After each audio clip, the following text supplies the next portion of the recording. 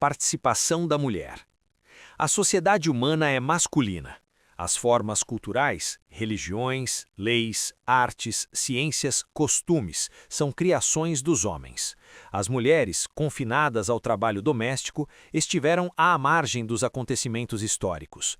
A sua mentalidade e caráter, determinados não apenas por fatores biológicos, mas só condicionados, respondem às demandas da sociedade em que atuam, que define o tipo feminino de acordo com as suas necessidades. As atitudes e os padrões de comportamento fazem parte do organismo social no seu contexto integral.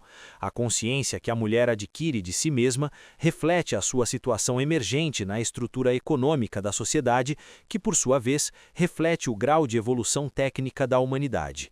Por outro lado, no que diz respeito à América, a Espanha católica transferiu as formas feudais da sua sociedade para o Novo Mundo, criando uma ordem machista que sobrevive até hoje com características muito marcantes.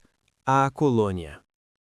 A mulher da colônia formou com os criados um universo separado. Desde o nascimento até a morte, esteve ligada ao convento, sujeita à religião e destinada ao casamento. A jovem das classes dominantes aprendia a ler, costurar, orar e estava subordinada às ocupações domésticas. A mestiça gozava de liberdade de costumes e independência econômica devido às suas ocupações comerciais e administrava a casa. A mulher indígena compartilhou o destino miserável do índio. Circunstâncias semelhantes não podiam favorecer a formação de mulheres iluminadas. Porém, na história colonial e republicana, as mulheres não deixaram de representar um fator de influência no desenvolvimento social, particularmente nas lutas emancipatórias. B. A independência. Os movimentos indígenas e mestiços na Guerra de Independência foram um ingrediente constante. Os índios estavam em permanente estado de rebelião, desde o levante dos índios Charcas que marcharam em apoio ao Inca, a resistência organizada contra Pizarro, que culminou na Batalha em Pocona, os levantes de Chayanta, etc., no contorno de La Plata. Por sua vez, a insurgência mestiça foi frequentemente exposta. Em La Plata é notável o motim provocado pelos cholos em consequência da morte de um artesão em 1785. Não menos importante foi a participação popular no movimento revolucionário de 25 de maio de 1809. Sem dúvida, as mulheres participaram de todos esses movimentos. Mas a guerra de guerrilha foi a forma mais notável e peculiar das guerras de independência. Massas indígenas e mestiças formavam o grosso das partidas irregulares das pequenas repúblicas. Entre elas, mulheres valentes participaram das ações dos montoneiros liderados pelos esposos Padilha. A chola interveio com ardor, com fervorosa adesão à causa da liberdade. Mas a guerra de guerrilha foi a forma mais notável e peculiar das guerras de independência. Massas indígenas e mestiças formavam o grosso das partidas irregulares das pequenas repúblicas. Entre elas, mulheres valentes participaram das ações dos montoneiros liderados pelos esposos Padilha. A chola interveio com ardor, com fervorosa adesão à causa da liberdade. Nas classes altas, as mulheres crioulas e espanholas tomaram partido apaixonadamente nas facções em conflito até a atitude agressiva na luta contra o dominador espanhol. A Bessia transcreve a respeito. Que exemplos brilhantes de consagração patriótica nos oferecem as mulheres de Chuquisaca, Cochabamba e La Paz. Depois que a Revolução estourou, as mulheres ficaram animadas com um entusiasmo extraordinário. Nieto proibiu muitas delas depois de sufocar o movimento revolucionário de Chuquisaca. Entre aqueles que prestaram os serviços mais importantes à causa da emancipação, podem ser citadas Bailona Fernandes de Costal, Simona Mendonça, Felipa Barrientos, Bárbara Ceballos, Francisca Bodega, Micaela Martinez de Escobar, Asma Lávia, Antônia Paredes, Justa Varela. Muitas delas sofreram perseguição e exílio. Algumas morreram na prisão. Teresa Bustos de Lemone, cuja assinatura consta no ato revolucionário firmado em 25 de maio, nasceu em Cinti. Como resultado das suas ações nos acontecimentos de maio, foi condenada ao confisco dos seus bens, afronta humilhante e exílio em Lagunilhas. retornando do confinamento, continuou a sua luta, sendo transferida novamente para Oruro, onde foi presa e forçada a aguardar os castigos e execuções de patriotas, perdendo a razão como resultado. Maria de Uzós Mose, esposa do ouvidor da audiência de Charcas, José Agostinho Uzós Mose, corajosamente participou da Revolução de Maio, na qual seu marido contribuiu para a derrubada do presidente Pizarro. Patriota ardente e apaixonada, arengou a multidão das varandas de sua casa para incitar os cholos aos assaltos. Também sofreu exílio e maus tratos. As irmãs Malávia, irmãs do patriota do mesmo nome, também aderiram à causa com fervor patriótico, sofrendo as consequências do seu comportamento com o exílio. Isabel Calvimontes de Agrelo, procuradora da audiência de Charcas, compartilhou o longo período de luta de seu companheiro, acompanhando-o em todas as circunstâncias da sua vida agitada no Alto Peru e na Argentina. Fazia parte da Sociedade Patriótica, cujo objetivo era comprar armas para o exército patriota. Morreu em 1855. Rosa Sandoval de Abécia, esposa do patriota Dom Manuel Ramon, lutou pela independência no Alto Peru e nas províncias do Rio de la Plata.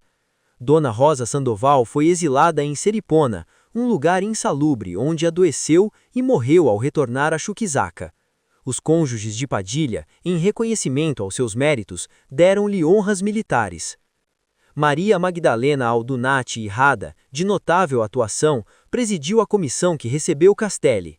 Seu discurso inflamado contra a tirania, um apelo inflamado pela liberdade, foi publicado na Gazeta de Buenos Aires. Perseguida pelas autoridades monarquistas, teve que se mudar para Buenos Aires, onde viveu o resto de seus dias. As 24 mulheres que prestaram homenagem a Bolívar em 4 de novembro de 1825, lideradas pela senhora Josefa Lizarazo de Linares, também foram partidárias decididas da causa americana. A patriota Bailona de Costa recebeu do governo de Santa Cruz a Medalha do Libertador por seus sacrifícios pela causa revolucionária. Muitas foram as mulheres de Chuquisaca que participaram da Guerra da Independência, mas a extraordinária figura de Joana Azurdi de Padilha é a mais pura glória e o maior galardão do nosso departamento. O sangue mestiço da raça americana deu seu fruto perfeito na heroína da independência. Seu destemor, sua dedicação total à causa revolucionária, sua grandeza espiritual, distinguem sua personalidade com características incomparáveis. Se os problemas latino-americanos, depois de 150 anos de vida republicana, dependência, atraso, marginalização, desintegração, não mudaram substancialmente, o pensamento e ação de Joana Azurdi, guerrilheira, revolucionária e libertadora, hoje adquirem validade e dimensão continental. As campanhas pelo Alto Peru e pela Argentina ainda não inspiraram todas as batalhas que são travadas pela liberdade e justiça na América. C. A República. Na Bolívia, a educação das mulheres começou no final do século. Na época colonial, o arcebispo José de San Alberto, V, fundou o Colégio de São José de Raparigas Órfãs, em La Plata, que sustentou com seu próprio dinheiro. Ensinavam-se lavores e eram feitos exercícios espirituais. As meninas da cidade também frequentaram essas escolas para aprender a ler e orar de graça, diz Gabriel René Moreno. Libertado o Alto Peru, Bolívar, preocupado com a educação, promulgou o decreto de 11 de dezembro de 1825, pelo qual em cada departamento devia ser criada uma escola para crianças de ambos os sexos. Sucre, por decretos de 3, 4 e 5 de maio, organizou faculdades de ciências e artes, também para cada sexo, na cidade de Chuquisaca. Segundo D'Alence, em 1829, havia apenas uma escola para meninas no país, com um total de 62 alunas. Em 1818, eram 4. O historiador Arguedas dá um quadro lamentável da ignorância das mulheres naqueles anos. Em 1841, as escolas de educandas que admitiam moças da burguesia foram regulamentadas e ministrada instrução elementar e religiosa, que não ultrapassava o nível da educação colonial. Durante o governo de Balivian, Dom Manuel de la Cruz Mendes encarregou as dioceses de fundar uma escola para meninas, em órfãs e recolhidas. Beuzu também aspirava a criar estabelecimentos de educação do belo sexo, planejando o ensino médio para Sucre. Evaristo Vale, ministro de Linares, regulamentou a instrução das mulheres. Paralelamente às escolas oficiais, funcionavam em Sucre as escolas privadas, dirigidas por pessoas com vocação docente que davam as primeiras letras. Entre as mais destacadas destas antigas mestras, podemos citar Concepção Cavalheiro, dotada de extraordinária vocação docente. Trabalhou na Escola de Educadores, fundou a escola particular São Luís de Gonzaga e o Jardim de Infância. Renovou os métodos pedagógicos, em particular no ensino das ciências naturais, e especializou-se na educação de deficientes mentais.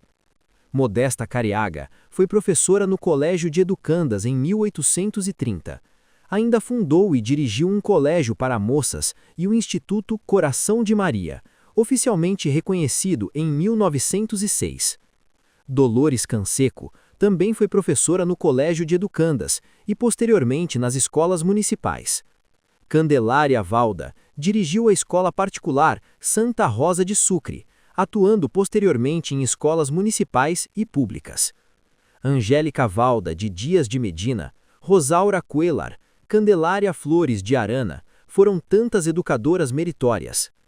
Matilde Zeballos foi reitora do Colégio de Educandas do governo de Arce. O governo liberal, que deu tanto impulso à educação no país, também iniciou a educação das mulheres. Em 1906 e 1907, enviou 2 missões juvenis ao Chile para fazer estudos pedagógicos, entre elas as chuquisaquenhas Carmen Aceibey, Maria Gutierrez e Serafina Urquiço. Em 1909, foi fundada em Sucre a Escola Normal de Mestres, que enfrentou todas as formas de resistência social. A Escola Normal deu profissão a centenas de meninas. Posteriormente, foram criados outros institutos pedagógicos, onde estudaram principalmente mulheres, a tal ponto que se pode dizer que a educação, incluindo o ciclo médio, está nas mãos das mulheres. Por outro lado, a Normal tem contribuído para a evolução das mulheres e sua independência econômica. Em 1913, foi fundado o primeiro colégio feminino. Em 1915, um grupo de intelectuais proeminentes organizou uma academia chamada Universidade Feminina.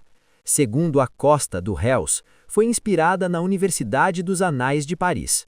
Foram ministradas palestras sobre diversos assuntos. Após 2 anos, a limitação e a intolerância do meio ambiente acabaram com esta tentativa. Em 1919 e 1923, as primeiras mulheres admitidas nas universidades do país ingressam nas faculdades de Medicina e Direito de Sucre. Amélia Chupitia, nascida em Colquechaca, doutorou-se em Medicina em 1925. Era uma mulher de personalidade definida e caráter reto e inquebrável. Praticou a medicina com generosidade, em favor dos despossuídos. Continuou seus estudos avançados em Paris.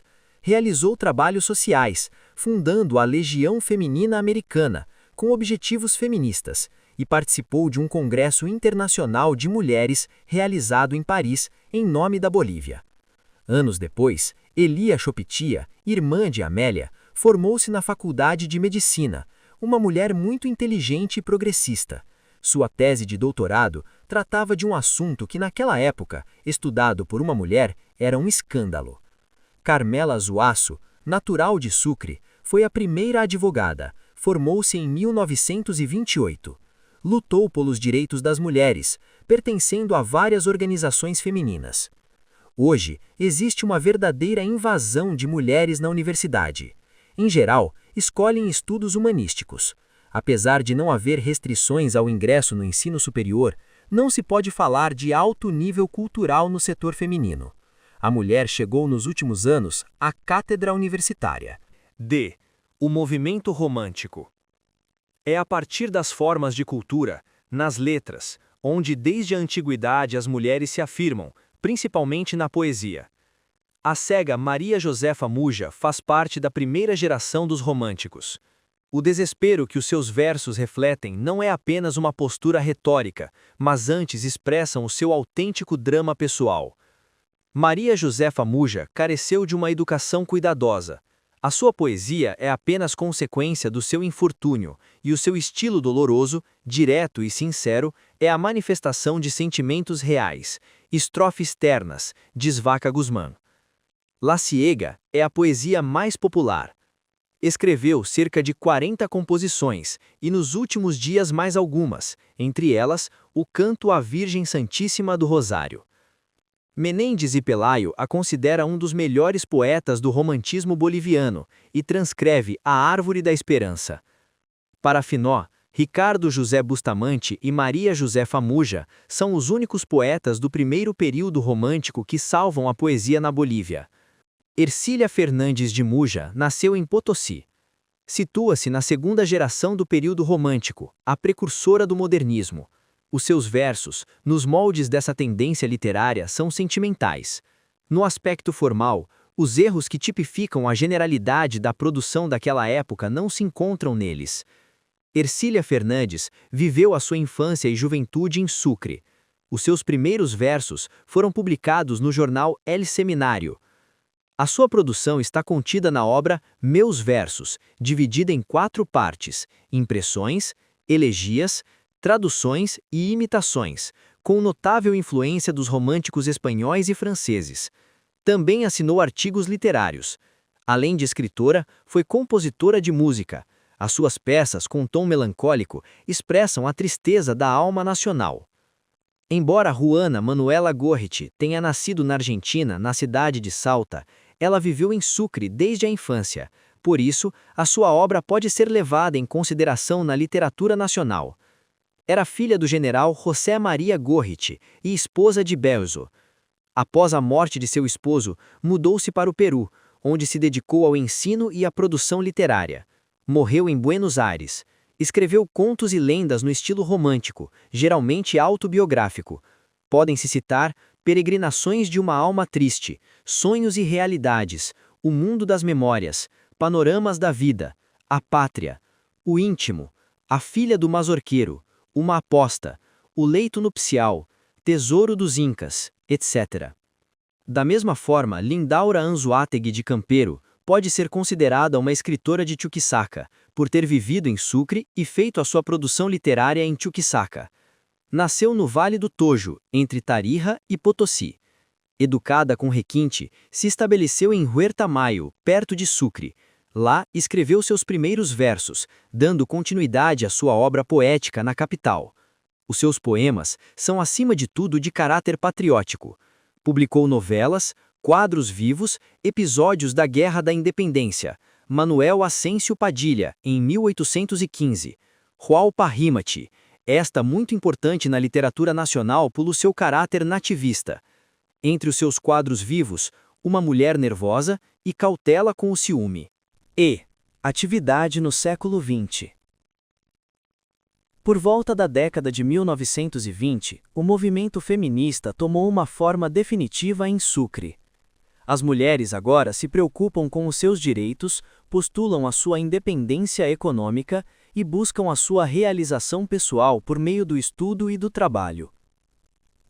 A mulher de Chuquisaca entra no jornalismo. Adriana Oropesa de Penharanda, filha de Samuel Oropesa, era esposa e companheira de Cláudio Penharanda.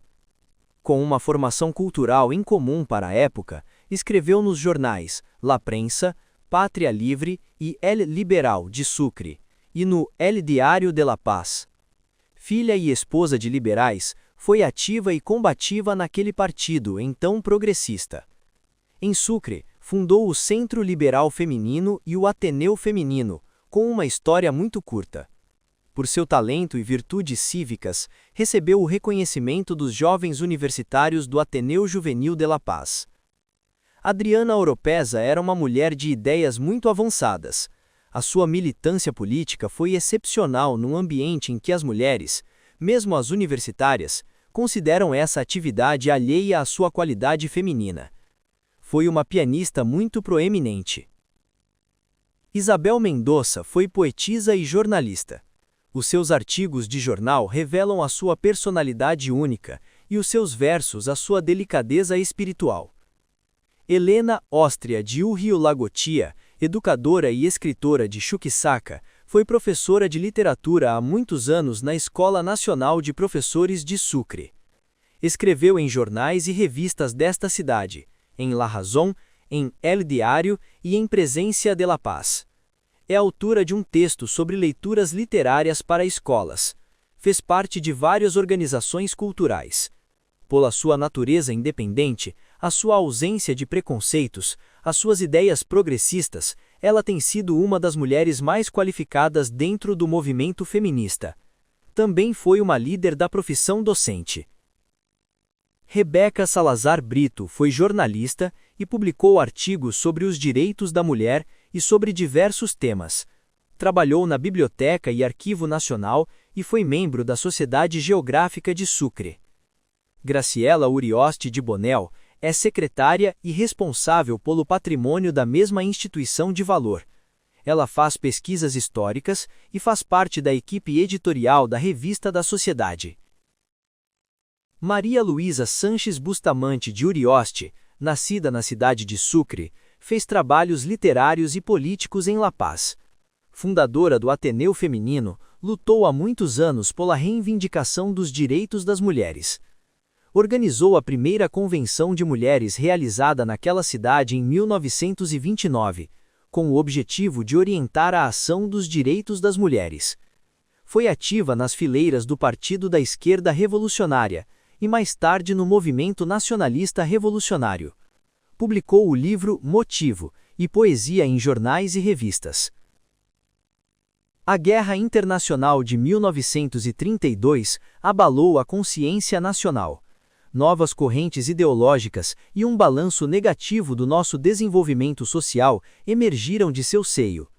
Novas correntes e formas de expressão literária e artística geraram do confronto com a nossa realidade. Entre os poetas proeminentes do pós-guerra, podemos citar Jael Oropesa, nascida em Uncia de origem de Chuquisaca. Pertence ao que foi naqueles anos a vanguarda dos novos poetas. A poesia de Jael Oropesa tem um alto valor estético, devido à forma da beleza da forma e à elevação das ideias expressivas, da emoção, da paisagem e da compreensão dos problemas sociais.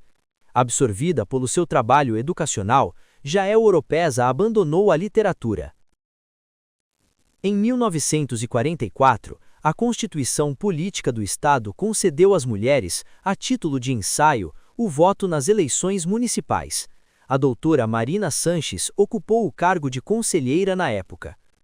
O processo social emergente do movimento revolucionário de 1952, que modificou as estruturas sociais, eliminou a discriminação legal em razão do sexo no quadro político e eliminou as barreiras de acesso ao serviço público. Nesse período, a doutora Carmela Zuazo fez vogal no Tribunal Superior da Comarca de Chuquisaca. Paralelamente, Helena Fortun Melgarejo foi chefa do Departamento de Arqueologia e Folclore do Ministério da Educação. Helena Fortun é professora formada em música pela Escola Nacional de Professores de Sucre. Beneficiada com uma bolsa do Instituto de Cultura Hispânica, realizou estudos de especialização na Espanha.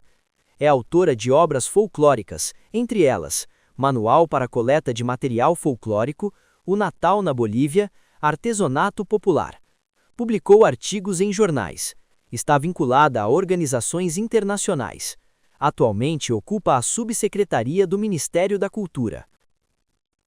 Marta Mendonça Loza, professora e jornalista. Fundou a primeira escola em Vila Montes, foi diretora em Santa Cruz, Vale Grande, Potosí e La Paz, chefe do distrito escolar da mesma cidade. O seu estilo jornalístico é polêmico, dedica-se principalmente à divulgação da obra de seu pai. Ultimamente publicou Notas para uma biografia de Jaime Mendonça. Isa Luque de Mendonça, inteligente e trabalhosa. Fez um intenso trabalho intelectual e social. Foi diretora do Colégio Venezuela em La Paz e do Liceu Maria Josefa de Mugia, em Sucre. Nesta cidade, fundou o Círculo Feminino de Cultura Hispânica, em cujo nome participou de um congresso internacional na Espanha. Na Holanda, participou de um congresso de assistência social. Atualmente dedica sua atividade ao serviço social, notadamente no auxílio a alunos com carências econômicas. Maria Gutierrez de Medinaceli, professora e poetisa, nasceu em Sucre e trabalha em La Paz. Foi diretora do Liceu Maria Josefa Mugia de Sucre. Em Potosí, fez parte do grupo Gesta Bárbara. Publicou os seus versos e artigos nas revistas Atenca e Claridade e realizou ações feministas.